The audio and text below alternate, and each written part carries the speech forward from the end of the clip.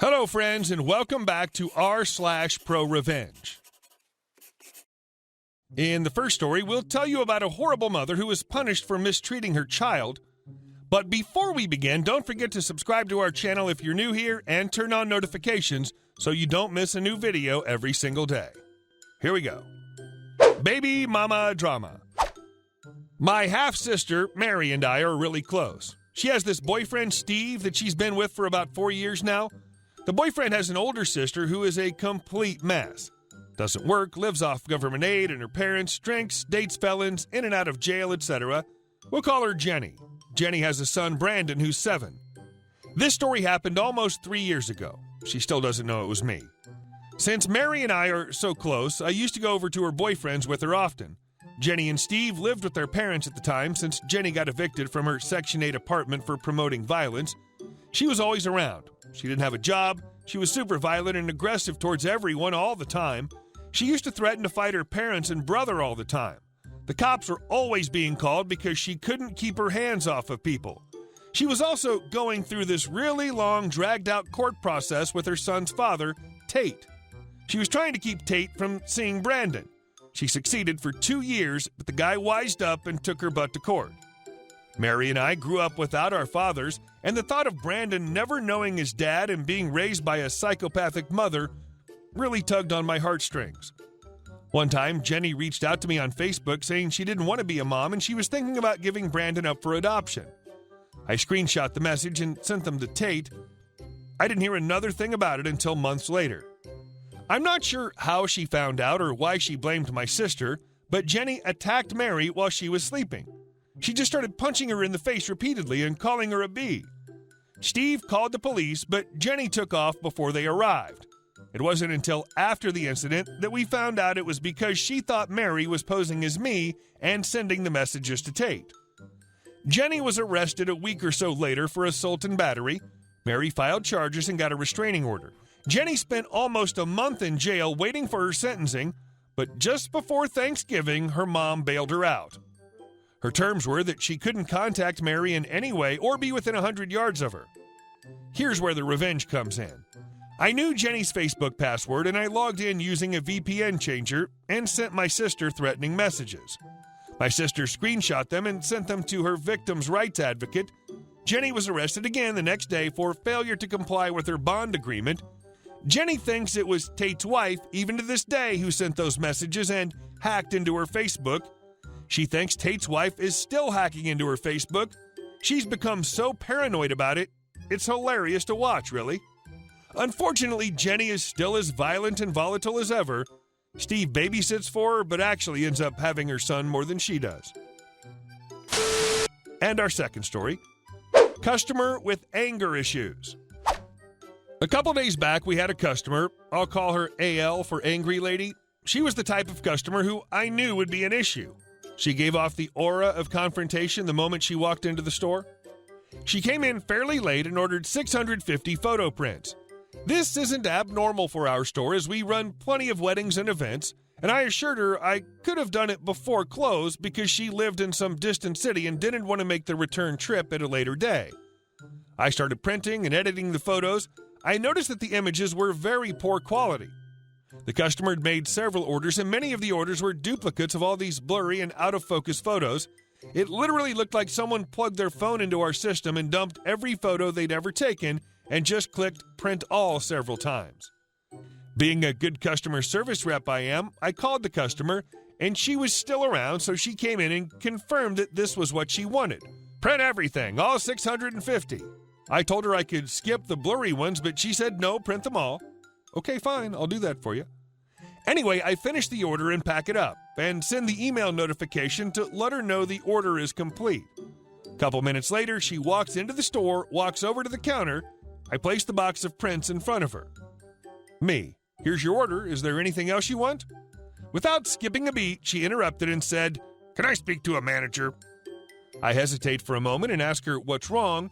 She again asks to speak to a manager.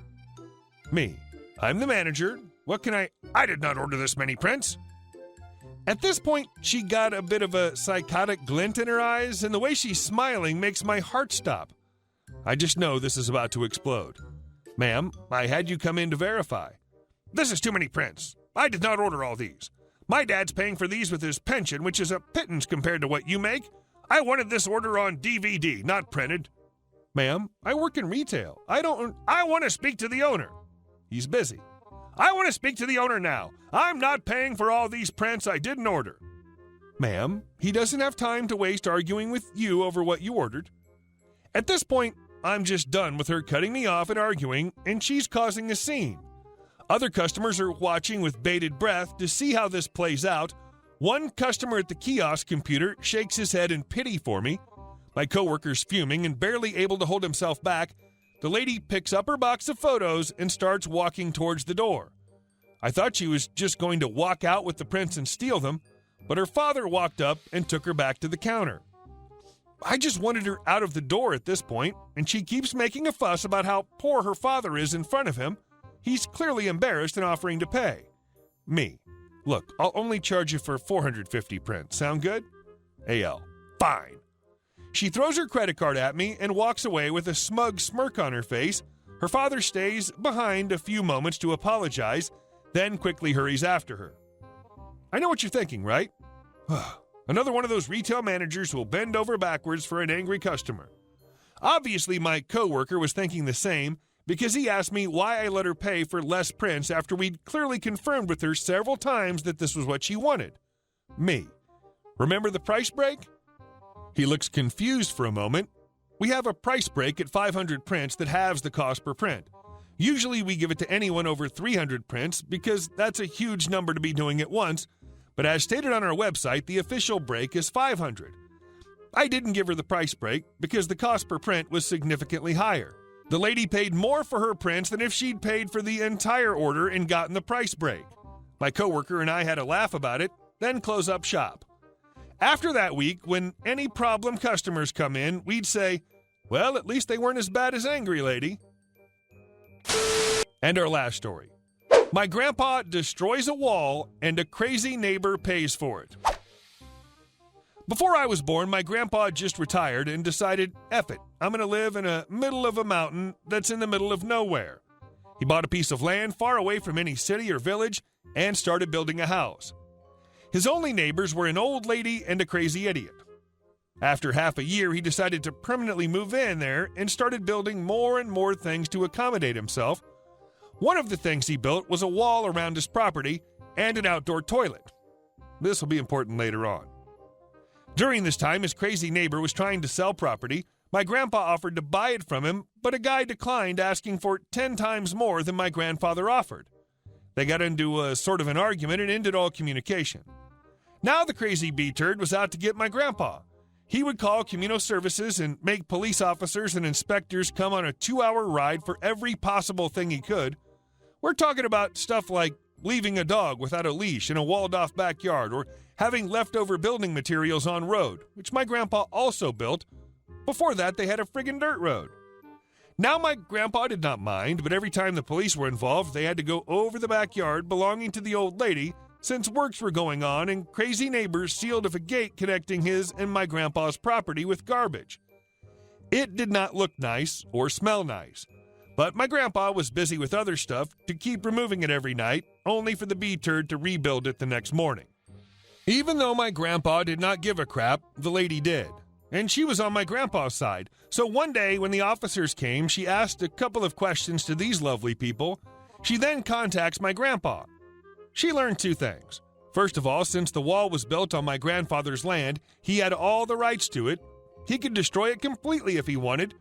Second, filling a gate in the wall with crap was illegal, but my grandfather did not have the right to build a gate into someone else's yard without explicit permission either, and pursuing it in court would only end up having to seal it off. She informs my grandpa about all of this, and soon they hatch a plan. They wait for 2 to 3 months for heavy autumn rains to start drowning the land. Then old lady files a formal complaint about the smell of the garbage. My grandpa pleads guilty and signs off on a document that legally forces him to destroy the gate and remove the garbage from it. Now, the very same day my grandpa signs off on the documents, the biggest storm of the year starts. It rained for 7 days before inspectors could come to remove the garbage in the gate. Now, my grandfather had previously cemented 3 of the 4 drains that were built in the wall. This, plus the mountain being steep, resulted in the wall acting like a dam for all the water that was coming in.